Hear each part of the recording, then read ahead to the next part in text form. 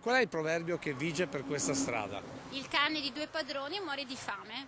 Perché in questo caso la strada di chi è? La strada è metà di Ponzano e metà di Povegliano. E quindi nessuno dei due si prende la briga di sistemare la stradina. Sta tutta qui la storia di questa strada, ma soprattutto di chi ci vive attorno. Siamo in una laterale della provinciale che dalla Postumia porta sul Montello, nel punto di confine tra il borgo di Sant'Antonio di Ponzano e Sant'Andrea di Povegliano. Via Pascoletto racconta di un antico viottolo per i prati della comunità adibiti a pascolo, diventato nel tempo e con le edificazioni una vera e propria strada. Almeno per la cartografia, perché a guardare le condizioni del sedime stradale, ma soprattutto la totale mancanza di protezioni da uno dei canali di irrigazione della Brentella, di via comunale c'è davvero ben poco. Via dimenticata ma anche pericolosa, visto quello che è successo a Stefania Marin, che qui ci vive fin da bambina. Siccome ci sono le buche, di conseguenza io rimango da questa parte con la macchina per evitare le buche. Scivolata e la macchina è andata a cavallo di questo fosso.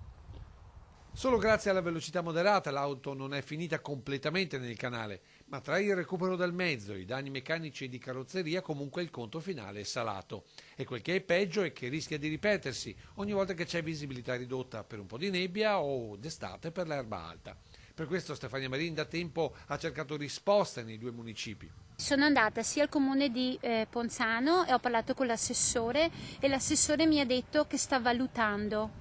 L'altro comune invece mi ha detto che è colpa di quelli di Ponzano. Così oggi sono uscite le nostre telecamere trovando tra l'altro un marito molto arrabbiato. E soprattutto mettere in sicurezza la strada, perché finché parliamo di macchine si risolve, ma se si fa male qualcuno, specialmente un mio caro, si capisce.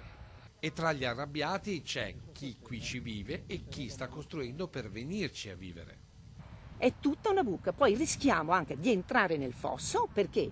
Perché non c'è il guardrail, non c'è niente, quindi, signori,